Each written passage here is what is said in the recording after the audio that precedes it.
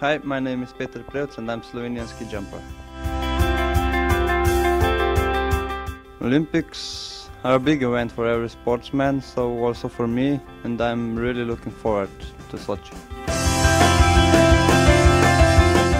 The whole atmosphere and even the fact that the Olympics are just every fourth year, that's one special, and the others are so many athletes at the same place.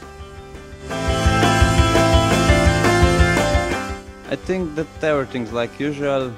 For every season you must be really good prepared. So also this or last summer we were training really hard for the winter season, and that's like we always do, no matter which season it is, Olympic or not.